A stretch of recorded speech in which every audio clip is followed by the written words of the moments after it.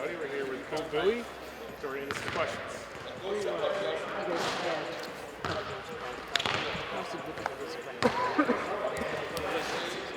Yeah, I mean, it's crucial not having Ty, just simply for, how he's been playing and for his own sakes, anytime, someone who put in so much work and, he's in his senior year and to have an injury like that, it's just so unfortunate, so I just feel very bad for him. It's not about our team, it's more so about him right now and just making sure he's all right and going forward. So, I mean, obviously it's tough not having a guy who plays 30-plus minutes a game. But, like you said, not having him in the last two games, I think we're just going to have to continue just building off of each other and keep motivating and encouraging each other to do a little bit more and hopes that we all can contribute to make up for the loss of time. So you played injury can galvanize the team even more. Is that possible?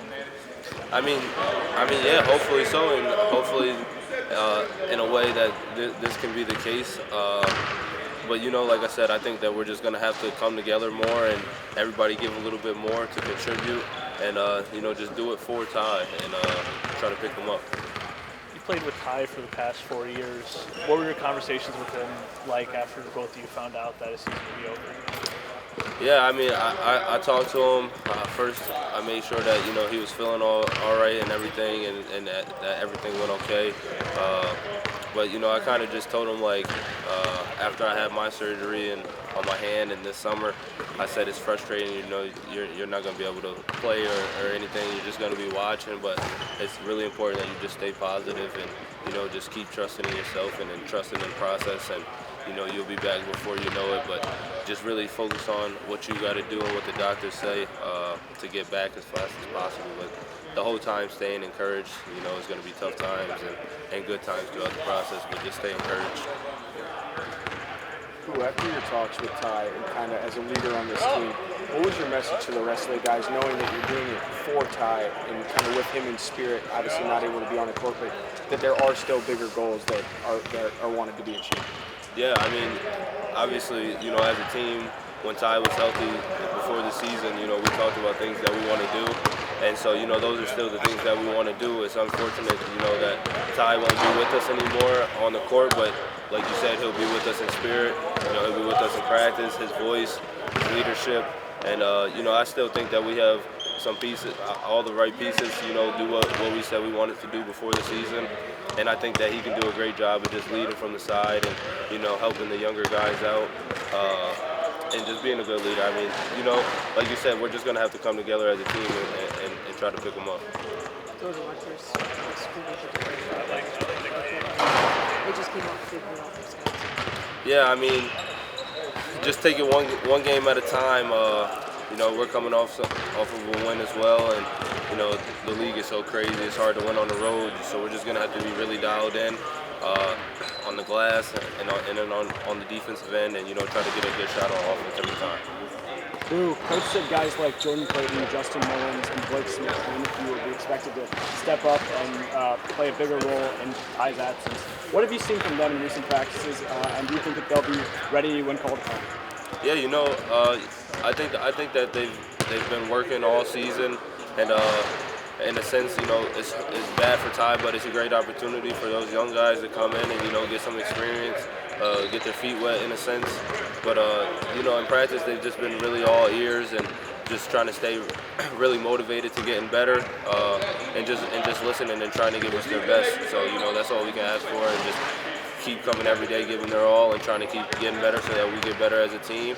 But they've been doing a really good job, and they're here and they're competing, they're talking, and they're bringing the energy we need. So you have now played a great ring protecting Hopkins, see another one in Cliff tomorrow night. What do you change in terms of what you've seen on film and how you attack Cliff now after watching yourself play against another great ring protector in Wahab? Yeah, Cliff is a really good shot blocker, so I'm trying to get some floaters off before you can get to him quickly. But other than that, you got to get into the lane, play off 2 feet, use shot fakes. Just move the ball around and make sure that you're shooting open good shots. You don't want to just go driving in out of control. And obviously a lot of teams in the conference have struggled on the road. Coach kind of alluded to kind of having those preparations for the final few minutes, closing out games in the road. How is the team kind of prepared doing that? Yeah, I mean, a couple of our games we lost in overtime on the road, tough losses, and they all come down to the last second. Pretty much all the games in the league, and yeah, like Coach said, we've just had some tough losses that didn't go our way, and we just got to figure out how to win those. And I think it's just being together and being smart down there in the latest stretch when it matters most. With Ty out now, Nick in the lineup goes to a bigger lineup. How do you feel that's affected the spacing on the floor? And now, how much more do you have to maybe get downhill and get to the rim without that kick-out 3 option there in Ty? Yeah, I mean, we have some other guys who can shoot the 3 as well. Obviously not like Ty, but we have guys who do their parts and do a great job of playing off in different ways. So just coming off the ball screens, making the right reads, and not really changing too much. Just more so motivating and giving those other guys confidence to be able to make plays and feel confident and attacking downhill and get into their shots. Thank you. Thank you. You're here with Brooks Barnhizer. We're writing some questions for Brooks.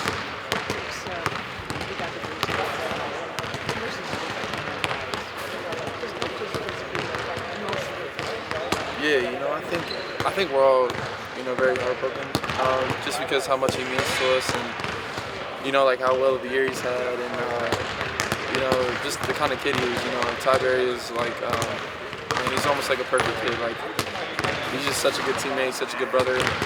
So we're all very heartbroken, but at the same time, we still have work to do, and we still believe in everybody who we have, and we're excited, to kind of keep it going, and for him, though, I think that's kind of like what our motive has been, like, let's keep going for Ty.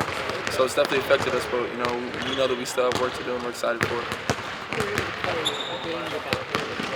Does that give you an idea of what you guys have to do going forward? Yeah, I think we got a good look at what we can do at Penn State. I think we struggled offensively, but we kind of showed that our defense can still be good enough to win. And we're probably gonna have to hang our hat there. But yeah, I think we got a good sense of what we need to do now that he's out, because he brings us so much offensively and defensively. So I definitely think that we have an idea what we need to do to win. Brooks, with extra attention now on Buie with Ty out, how does your role change from a post player sliding in and out of the high block to the wings as a backdoor target now to almost a perennial ball handler for this team? Yeah, I think definitely going to be a little more ball handling involved, but just I think with that, I just got to try to just stay, kind of being like kind of like a jack of all trades, trying to do what we need to do to win. Even though I will be out more on the perimeter, still defending or scoring when I need to, making the right play. So there'll definitely be a little more playmaking involved, I think. But I just got to kind of stay true to myself as I can. With Ty out, you played all 40 minutes against Penn State. Is that going to be a similar expectation going forward to be playing that severe minutes? Yeah, I don't know. I mean, I would hope so, because I just love to play, play as much as I can. But if that is the case, I just gotta, I know I'm ready for it. I know I'm conditioned for it. So, if that's what will happen, I think I'm ready for it.